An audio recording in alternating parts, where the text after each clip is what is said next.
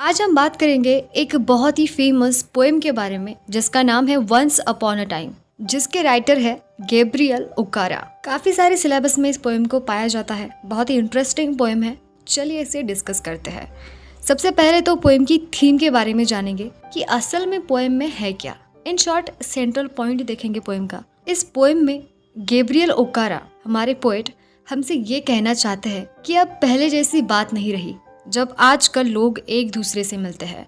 जो पहले बात थी, जो भी मिलकर खुशी मिलती थी, आज वो सारी चीज़ें बदल चुकी है। वैसा कुछ नहीं है। बाद में फिर उन मुलाकातों को हम इरिटेट फील करते हैं। और आज के समय में जब लोग हाथ भी मिलाते हैं तो वो बस एक फॉर्मेलिटी की तौर पर होता है। और जब वो हंसते हैं तो उनके सिर्फ दांत दिखाई देते हैं और उनकी जो आंखें होती है उनमें कोई चमक नहीं होती है, कोई भी खुशी नहीं होती है। जैसे कि लोग मिलते हैं तब कहते हैं कि मुझे आपसे मिलकर बहुत खुशी हुई, मगर रियलिटी में क्या वो खुश होते हैं? नहीं, वो सिर्फ एक फॉर्मेलिटी होती है ऐसा कहना कि आपसे मिलकर बहुत खुशी हुई, नाइस टू मीट यू। वैसे तो लोग कहते हैं कि आपका ही घर है, आप कभी भी आया कीजिए हमारे घर, हमारे घर के दरवाजे हमेशा आपके लिए खुले हैं। मगर एक दो बार आप वहाँ पर जाते हो तो उनके ये दरवाजे एक दिन आपके मुंह पर बंद हो जाते हैं। तो ओवरऑल इस पोएम की थीम यही है, पोएट का कहना यही है कि आज इस समय में हम लोग हिपोक्रेसी में जीते हैं। करते कुछ है, सोचते कुछ है और कुछ और ही दिखाते हैं। और हम सभी ने अपने अपने चेहरों पर मास्क लगाया है, मुखौटा पहना हुआ है। और ये मास्क हम अपनी ज़रूरतों के हिसाब से पहनते हैं। हमारा जो घर का फेस होता है वो गली के फेस से, और गली का फेस ऑफिस के फेस से, और ऑफिस का जो फेस होता है वो किसी दूसरे फेस से बिल्कुल अलग होता है। और कवि का कहना है कि जो मासूमियत, जो गर्मजोशी और जो दोस्ती का एहसास बीते ज़माने में हुआ करता था वो अलग ही था। कवि कह रहे हैं कि जब मैं छोटा था तो तब ये सब कुछ होता था, किसी से मिलकर रियल खुशी होती थी, लेकिन अब वो ज़माना नहीं रहा। और कवि इस मॉडर्न एज में उन चीज़ों को, अपने बचपन की उन्हीं चीज़ों को मिस करता है और वो चाहता है कि उसके चेहरे पर एक रियल स्माइल हो। और उसके लिए अब वो फिर से कोशिश करना चाहता है, जैसे बचपन में किसी से मिलकर उसे खुशी हुआ करती थी। वो चाहता है कि वो दिन वापस आ जाए, उस हंसी को वो उसकी ज़िंदगी में दोबारा से ला सके। और अब वो किसी से भी मिले तो वो दिल से मिले, खुशी से मिले, ना कि बनावटी तरीके से। वैसे इस पोएम की सारी जो बातें हैं वो बातें चल रही है पोएट और उनके बेटे के साथ। उनका जो सन है उनके साथ ये बातचीत हो रही है। उनके सन को वो कह रहे हैं, अब वो फिलहाल छोटा है तो वो उनके बचपन की बातें उसे बता रहे हैं कि मैं जब तुम्हारे एज का था तो कैसे बातें हुआ करती थी, लेकिन अब वो चीज़ें नहीं है।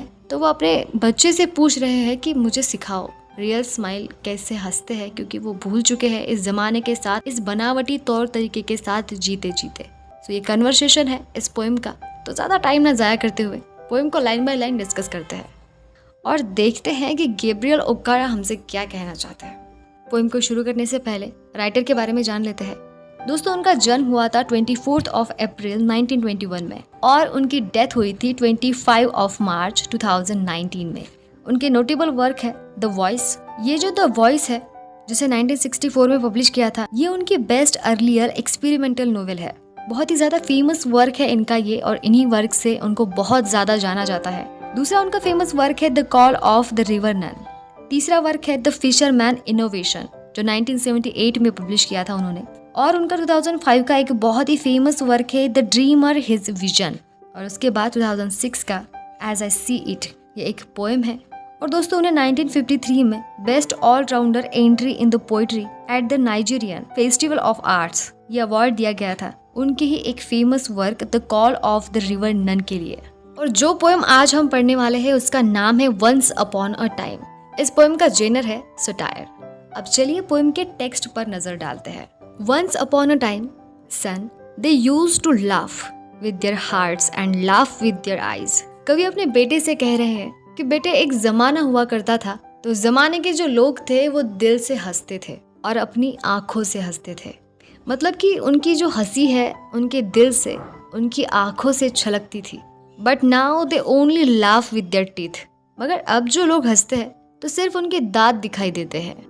सिर्फ दांतों को देखकर हम डिफाइन कर सकते हैं कि ये बंदा फिलहाल हंस रहा है, क्योंकि बाकी जो उनका दिल है, उनकी आंखें हैं, उनमें से हंसी नाम की चीज हमें दिखाई भी नहीं देती। सिर्फ दांत दिखाई देते हैं जिसे हम डिफाइन करते हैं कि अभी हंस रहा है। While their eyes block cold eyes, search behind my shadow. तो जब वो दांत दिखाकर हंस रहे होते हैं, उस समय बर्फ की जो चकोर टुकड़े जैसे उनकी जो आंखें होती है, वो कुछ मेरे पीछे मेरी परछाई में ढूंढ रही होती है। कवि का कहना यहाँ पर यह है कि हंसते समय उनकी नजरें कहीं और होती है, आंखें सर्द होती है। यहाँ पर कोल्ड आइज का कहना यह है कि आंखें सर्द होती है, उसमें दोस्ती की गर्माहट नहीं होती। There was a time indeed. Indeed यानी वास्तव में। वास्तव में एक समय हुआ करता था। They used to shake hands with their hearts. कि जब लोग मिलते थे और हाथ मिलाते थे तो वो दिल से मिलाते थे। But that is gone son. लेकिन बच्चे ये जो चीजें हैं वो जा चुकी है। Now they shake hands without hearts, while their left hands search my empty pockets. और आज के समय में अब जो ये लोग हाथ मिलाते हैं तो वो दिल से नहीं मिलाते, वो बड़े ही अनमने मन से हाथ मिला रहे होते हैं। और उनके जो दूसरे हाथ होते हैं, दूसरा हाथ कौन सा है? अगर आप राइट हैंड से शेक हैंड कर रहे हो तो आपका जो लेफ्ट हैंड है जो खाली है वो मेरी खाली जेबों को तलाश रहे होते हैं। यहाँ पर कहने का मतलब ये है कि हाथ तो मिला देते हैं हाथ मिलाने के लिए, लेकिन उसमें ना तो गर्म जोशी होती है ना फ्रेंडलीनेस होता है, और साइड बाय साइड वो अपने दूसरे हाथों से हमारी जेबों को टटोल रहे होते हैं कि ये क्या लेकर आया है हमारे लिए।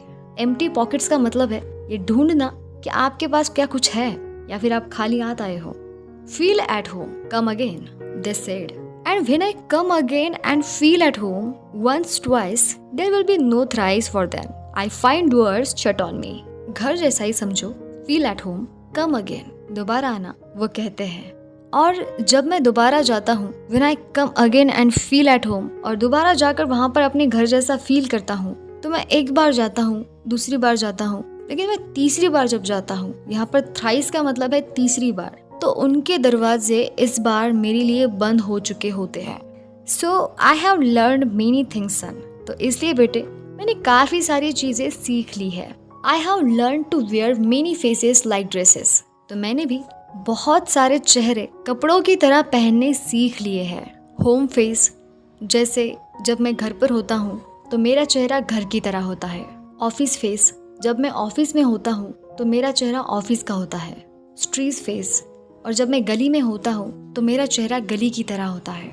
होस्ट फेस, और जब मैं किसी की खातिरदारी में होता हूँ तब मेरा चेहरा खातिरदारी की तरह होता है।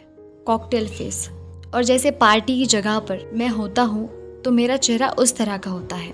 With all their confirming smiles like a fixed portrait smile, और इनमें जो मुस्कानें हैं मेरी, जो कन्फर्मिंग है कि अपने आप को उस तरीके से ढाल लेना। देखिए जैसे पानी होता है, बिल्कुल कन्फर्मिंग, किसी में भी डालो मिक्स हो जाएगा, तो वैसे ही तो अब जो मेरी स्माइल है तो वो भी कन्फर्मिंग हो गई है। तो ये जो मेरी स्माइल्स है इन जगहों की, वो अपने आप को उस जगह के अनुसार बना लेती है, ढाल लेती है।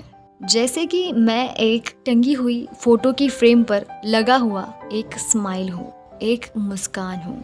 तो यहाँ पर कवि का कहना यह है कि अब मैंने भी दुनियादारी सीख ली है, और इसीलिए मैं भी अलग अलग जगहों पर अलग अलग चेहरे रखता हूँ। घर में होता हूँ तो घर जैसा चेहरा रखता हूँ, गली में होता हूँ तो गली की तरह, और पार्टी में पार्टी की तरह। And I have learn to laugh with only my teeth, और मैंने अपने सिर्फ दांतों को दिखाकर हंसना भी सीख लिया है। And shake hands without my heart, और मैंने बिना दिल के या फिर अनमने मन से हाथ मिलाना भी सीख लिया है। I have also learn to say good bye when I mean good riddance, और मैंने गुड बाय भी कहना सीख लिया है, चलो फिर मिलते हैं। यानी कि मैंने गुड बाय तो कहना सीख लिया है, लेकिन मेरा कहना ये होता है गुड रिडंस। गुड रिडंस का मतलब है किसी से छुटकारा पाना। तो कवि कहते हैं कि आजकल जब मैं गुड बाय कहता हूँ तो उसका मीनिंग ये नहीं होता कि मैं आपसे फिर मिलूंगा, तो मेरा कहने का मतलब होता है गुड रिडंस, यानी कि चलो तुमसे छुटकारा मिल गया। To said glad to meet you, और जब मैं कहता हूँ कि आपसे मिलकर खुशी हुई विदाउट बीइंग ग्लैड, तो उस समय मिलकर ऐसी कोई खुशी नहीं होती। And to say it's been nice talking to you after being bored, और जब मैं कहता हूँ कि आपसे मिलकर खुशी हुई तो उसका मतलब ये होता है कि मैं बोर हो चुका हूँ। तो यहाँ पर कवि का कहना ये है कि सारे लोग जो दुनियादारी दिखाने की कोशिश करते हैं, अब जैसे कि लोग ये दिखावा करते हैं, तो अब वैसे ही दिखावा करने की आदत मैंने भी डाल ली है। कवि कह रहे हैं कि जैसे दुनिया बदल रही है वैसे मैंने भी खुद को बदल लिया है, इस दिखावे के लिबास को मैंने भी पहन कर रखा है। बट बिलीव मी सन, लेकिन बेटे मेरा विश्वास करो, अपने बेटे से कह रहे हैं कि believe me son, I want to be what I use to be. मगर अब मैं वो होना चाहता हूँ जो मैं हुआ करता था। When I was like you, जब मैं तुम्हारी उम्र का था, तुम्हारे जैसा था। I want to unlearn all these muting things। Unlearn का मतलब होता है भुला देना, जो चीज़ें सीखी है उन चीज़ों को अपने दिमाग से हटा देना, और muting things कहते हैं उन चीज़ों को जिसकी ज़बान ना हो। तो ये जो सारी चीज़ें मैंने दुनिया से सीखी है, ये जो दुनियादारी मैंने सीखी है, ये जो दिखावा है और जो सारी चुपचाप से कही जाने वाली चीज़ें हैं, मैं इन्हें भूल जाना चाहता हूँ। Most of all I want to relearn how to laugh. और जो खास बात है वो ये है कि मैं दोबारा से हंसने की कला सीखना चाहता हूँ। For my laugh in the mirror shows only my teeth like snakes bare fangs. क्योंकि अभी जब मैं हंसता हूँ और खुद को शीशे में देखता हूँ तो जो मेरे दांत दिखाई देते हैं मुझे वो दांत सांप की दांतों की तरह लगते हैं। फैंग्स यानी कि डंक, जैसे वो सांप के डंक हो। सो शो मी सन, मुझे दिखा मेरे बेटे हाउ टू लाफ, कि मुझे सिखा मेरे बेटे कि हंसते कैसे हैं। Show me how I use to laugh and smile.